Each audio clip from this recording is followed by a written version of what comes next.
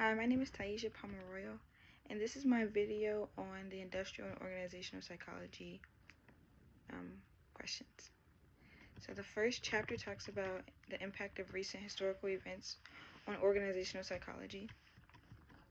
So since 2020, some major global events such as the COVID-19 pandemic, which caused the shifts in remote work, and some social justice movements such as the Me Too movement, have significantly influenced organizational psychology. The pandemic, for example, accelerated research on remote work productivity, employee well being, and virtual collaboration. Companies had to learn how to adapt with the new work models, which forced them to do things such as hybrid work or just remote work. Even 5 years later, people are still working remotely. I personally work remotely, fully remote. So that's still something that's going on now, today, 5 years later.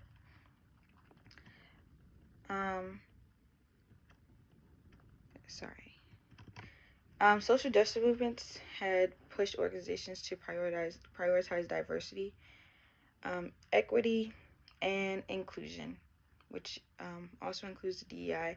I know a lot has been going on lately about DEI and getting rid of it. As an African American person, diversity is a big thing for me because I like inclusivity, and I think that being inclusive to all is important. The difference between equity and equality is everyone just getting a fair shot, like across the board. And equality is more so giving what people need to get to where they're going. And that influenced hiring practices and workplace culture. So then we move to chapter 3, which is expanding the pool of diverse faculty applicants. So to help a university recruit a more diverse pool of highly qualified facility, it's recommended to broaden outreach efforts. This would include partnering with historically underrepresented institutions such as HBCUs. I personally attended the HBCU. I attended Shaw University in Raleigh, North Carolina, and it is a private HBCU, so we're a little more underfunded than most HBCUs that are public. I don't think that the school can receive things like grants and things like that. So a lot of the money that the school is in debt because there's no public funding. So I think that reaching out to places like that would help places that are not as diverse, because the collaboration can be, put together. Another thing that is recommended is to attend diversity-focused academic conferences and leveraging social media and professional networks. So using things like LinkedIn, I would say Instagram and Facebook, to try to diversify and try to get more people included into the faculty. LinkedIn is always great because you can see people's pictures and you can see their profiles, so you can know what they've done before and see what they can bring to the table, as well as seeing that diversity.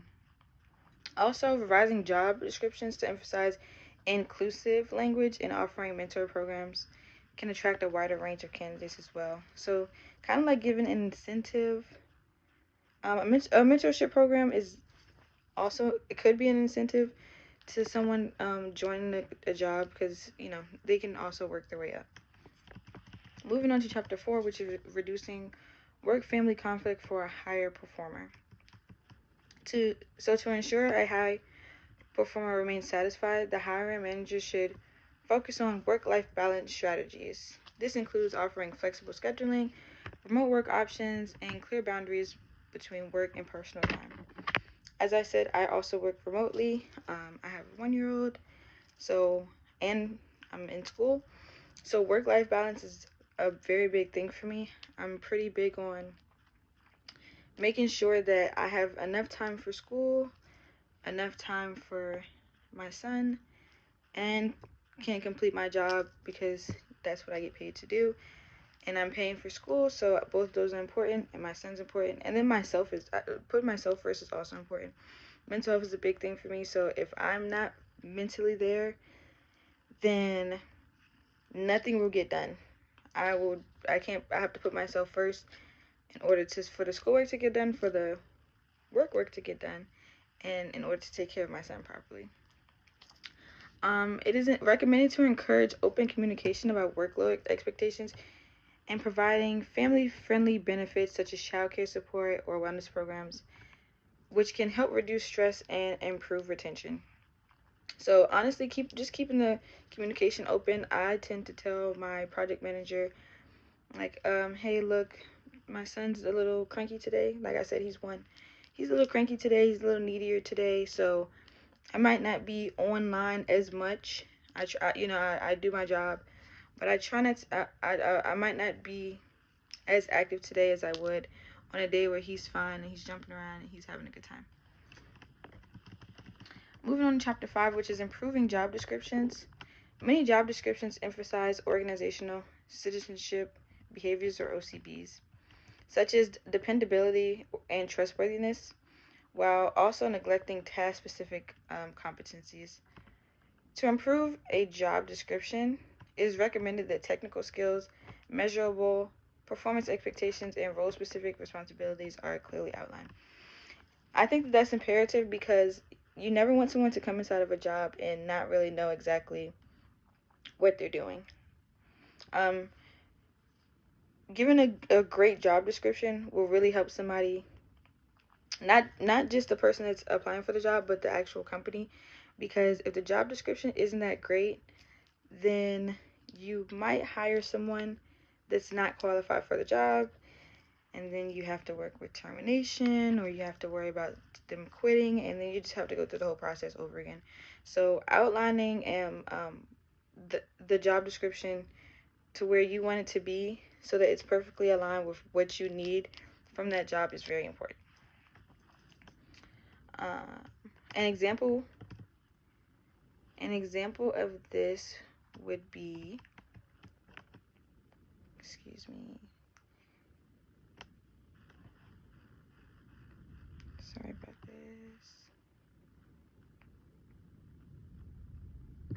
Sorry, okay. Having a marketing role, and it should specify data analysis skills, campaign management expertise, and proficiency in digital tools, because those are the things that are actually needed for that specific role, rather just emphasizing teamwork and adaptability, because obviously that's needed for that job, but those 3 things are needed more than anything. Lastly, we're going to work on chapter 6, which is addressing counterproductive work behavior. An increase in employees working fewer hours may stem from organizational constraints such as unclear job expectations, lack of incentives, or poor leadership communication. Conducting an audit of policies, workload distribution, and employee feedback can help identify